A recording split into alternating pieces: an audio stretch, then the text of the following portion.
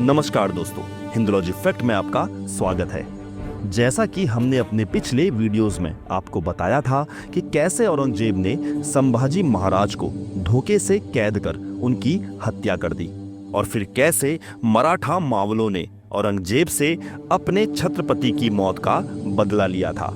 आखिरकार 1707 में मराठों से संघर्ष में औरंगजेब की भी मौत हो गई। अगर आपने अभी तक हमारे ये वीडियोस नहीं देखे हैं तो आप हमारे चैनल की हिस्टोरिकल फैक्ट्स प्लेलिस्ट में जाकर इनको देख सकते हैं। हिंदुलॉजी फैक्ट्स के आज के इस वीडियो में कहानी को आगे बढ़ाते हुए हम आपको ये बताने जा रहे हैं कि औरंगजेब की मौत के बाद कैसे संभाजी महाराज के पुत्र साहूजी महाराज मुगलों की कैद से आजाद हुए और कैसे मराठाओं के छत्रपति बने। क्या हुआ संभाजी राजे की पत्नी येशू बाई का और क्या हुआ ताराबाई और उनके पुत्र शिवाजी सेकंड का। आखिरकार कैसे मराठा साम्राज्य में पेशवा छत्रपति से भी ज्यादा पावरफुल हो गए। और आज की इस वीडियो में हम आपको ये भी बताएंगे कि क्या एक बहरूपिया पूरे मराठा साम्राज्य का छत्रपति बन गया था। लेकिन वीडियो शुरू करने से पहले वीडियो को लाइक और चैनल को सब्सक्राइब जरूर कर लीजिएगा। तो चलिए शुरू करते हैं। 1707 में औरंगजेब की मृत्यु के बाद उसके दो पुत्रों मुअज्जम और आजम के बीच मुगल बादशाह बनने के लिए खींचातानी शुरू हो गई। बादशाह की गद्दी के लिए दोनों मुगल शहजादों के बीच जून 1707 में आगरा के पास जाजऊ का युद्ध हुआ। इस युद्ध में मुअज्जम ने आजम को हरा दिया और बहादुर शाह प्रथम के नाम से नया मुगल बादशाह बना। लगभग 20 सालों से मुगलों की कैद में रह रहे संभाजी राजे के पुत्र साहूजी महाराज ने जाजऊ के इस युद्ध में मुअज्जम यानी बहादुर शाह का साथ दिया। औरंगजेब के बाद बहादुर शाह उर्फ मुअज्जम मुगल बादशाह बना, जिसने साहूजी महाराज को मुगलों की कैद से रिहा कर दिया। लेकिन साहूजी महाराज की माता येशू बाई को अपनी कैद में ही रखा। बहादुर शाह जानता था कि मराठा वो शक्ति है जो मुगलों का खात्मा कर सकती है। दूसरी तरफ इस समय मराठा साम्राज्य में संभाजी महाराज के छोटे भाई छत्रपति राजा राम की पत्नी ताराबाई अपने पुत्र शिवाजी सेकंड के नाम से शासन कर रही थी। मुगल बादशाह बहादुर शाह चाहता था कि साहू दक्कन जाकर ताराबाई को चुनौती दे और मराठा साम्राज्य में फूट पड़ जाए। इसी के साथ मराठाओं को कंट्रोल करने के लिए और साहूजी महाराज को भविष्य में ब्लैकमेल करने के लिए उसने महारानी येशू बाई को अपने कब्जे में ही रखा, ताकि साहूजी महाराज कभी मुगलों से बगावत ना कर सके। मुगलों की कैद से रिहा होने के बाद साहूजी महाराज दक्कन गए और मराठा साम्राज्य पर अपना दावा ठोक दिया। लेकिन साहूजी महाराज की चाची यानी रानी ताराबाई ने उन्हें मराठा साम्राज्य का अधिकार देने से मना कर दिया, जिसके बाद इन दोनों के बीच अक्टूबर 1707 में एक युद्ध लड़ा गया, जिसे खेड़ा का युद्ध कहा जाता है। इस युद्ध में साहूजी ने ताराबाई और उनके पुत्र शिवाजी सेकंड को पराजित कर दिया। इस समय मराठाओं की राजधानी सतारा थी, जो साहूजी महाराज के अधिकार में आ गई। अब साहूजी महाराज मराठा साम्राज्य के नए छत्रपति बन गए। दूसरी तरफ खेड़ा का युद्ध हारने के बाद ताराबाई अपने पुत्र शिवाजी सेकंड के साथ कोल्हापुर चले गई, जिससे मराठा शक्ति के दो केंद्र बन गए। एक केंद्र सतारा, जहां छत्रपति साहूजी महाराज थे, और दूसरा केंद्र कोल्हापुर। इस समय तक मुगल पूरी तरह से कमजोर हो चुके थे। 4 जुलाई 1719 को मराठाओं ने महारानी येशू बाई को भी मुगलों की कैद से छुड़वा लिया।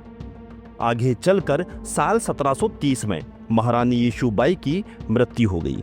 दूसरी तरफ साल 1709 में ताराबाई ने कोल्हापुर में अपना एक अलग दरबार बनाया, लेकिन जल्द ही यहाँ भी उन्हें विरोध का सामना करना पड़ा। छत्रपति राजा राम की दूसरी पत्नी राजशाह बाई और उनके बेटे संभाजी सेकंड ने महारानी ताराबाई और शिवाजी सेकंड को जेल में कैद करवा दिया। साल 1726 में जेल में ही शिवाजी सेकंड की मृत्यु हो गई, जिसके बाद साल 1730 में छत्रपति साहूजी महाराज ने महारानी ताराबाई को कैद से रिहा करवाया और उन्हें सतारा में रहने की परमिशन भी दी। लेकिन इसके बदले साहू जी ने ताराबाई के सामने शर्त भी रखी। शर्त ये थी कि ताराबाई मराठा साम्राज्य के किसी भी राजनीतिक मामले में हस्तक्षेप नहीं करेंगी। छत्रपति राजा राम के दूसरे बेटे संभाजी सेकंड ने न केवल ताराबाई और शिवाजी सेकंड को कैद किया था, बल्कि छत्रपति की गद्दी के अधिकार को लेकर महाराज साहू जी का विरोध भी किया था। कुछ समय बाद छत्रपति साहू जी महाराज बीमार पड़ गए। इसी बीच मराठा साम्राज्य के उत्तराधिकारी का प्रश्न फिर उठ खड़ा हुआ। एक बार फिर वही समस्या सामने आई कि किसे मराठों का नया छत्रपति बनाया जाए। शिवाजी सेकंड की मृत्यु हो चुकी थी और संभाजी सेकंड ने साहू जी का विरोध किया हुआ था, इसलिए उन्हें छत्रपति की गद्दी देने का कोई सवाल भी नहीं उठता था। ठीक इसी समय रानी ताराबाई ने एक नया पासा फेंका। उन्होंने सारे दरबार के सामने घोषणा की कि उनका पोता राम राजा अभी भी जिंदा है। ताराबाई ने बताया कि दुश्मनों के डर की वजह से उन्होंने अपने पोते राम राजा को एक सैनिक के वहां छिपा कर रखा था और उसी सैनिक परिवार ने राम राजा का पालन पोषण भी किया है। साल 1749 में साहू जी महाराज ने राम राजा को गोद लेकर उन्हें अपना उत्तराधिकारी घोषित कर दिया। साहू जी महाराज की इसी घोषणा के साथ राम राजा मराठों के नए छत्रपति बने। इसी साल 1749 में साहू जी महाराज का स्वास्थ्य बेहद खराब हो गया और उनकी मृत्यु हो गई। ये वही दौर था जब पेशवा का उदय मराठा साम्राज्य में हो चुका था।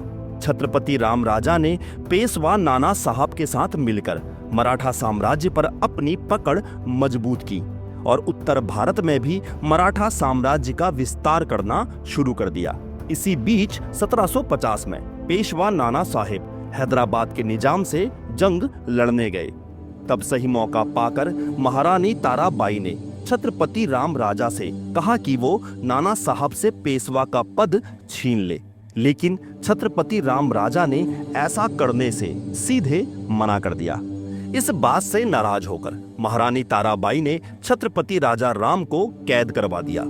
ताराबाई ने राम राजा को कैद करने की वजह ये बताई कि राम राजा एक बहरूपिया है और असल में उनका पोता नहीं है। जब पेशवा नाना साहब वापस लौटे तो उन्होंने ताराबाई का विरोध किया, जिसके बाद नाना साहेब और ताराबाई के बीच जंग छिड़ गई। फिर 1752 में पेशवा नाना साहेब और ताराबाई के बीच एक समझौता हुआ, जिसके तहत राम राजा को कैद से रिहा कर दिया गया। कैद में रहते हुए राम राजा का स्वास्थ्य बेहद खराब हो चुका था। इसके बावजूद भी नाना साहेब ने राम राजा को फिर से छत्रपति घोषित किया, लेकिन ताराबाई इससे खुश नहीं हुई। ताराबाई ने महाराष्ट्र के खंडोवा मंदिर में कसम भी खाई कि राम राजा उनका पोता नहीं है, वह केवल एक बहरूपिया है। ताराबाई की ये कसम खाने के बावजूद भी नाना साहब ने राम राजा को छत्रपति नियुक्त किया। इसके बाद छत्रपति सिर्फ नाम के लिए ही मराठा साम्राज्य के राजा रह गए। असली शक्ति पेशवाओं के हाथों में चली गई। राम राजा के दोबारा छत्रपति बनने के बाद भी ताराबाई सतारा में ही रही और साल 1761 में पानीपत के तृतीय युद्ध के कुछ समय बाद 9 दिसंबर 1961 को ताराबाई की मृत्यु हो गई। आखिर कौन थे ये पेशवा जो एक समय बाद मराठाओं के राजा छत्रपति से भी ज्यादा पावरफुल हो गए? हिंदुलॉजी फैक्ट के आने वाले वीडियो में हम आपको इन पेशवाओं का पूरा इतिहास और उनके मराठा साम्राज्य पर डोमिनेंस की पूरी कहानी बताएंगे। लेकिन इसे जानने के लिए चैनल को जल्दी से सब्सक्राइब कर लीजिए और हाँ, नोटिफिकेशन बेल को भी दबा लीजिएगा। तो मिलते हैं आपसे अपने अगले वीडियो में, तब तक के लिए धन्यवाद। तो आपको हिंदुलॉजी फैक्ट का यह रोचक वीडियो कैसा लगा? अगर आपको यह वीडियो पसंद आया तो वीडियो को लाइक, शेयर और चैनल को सब्सक्राइब जरूर कर लीजिएगा।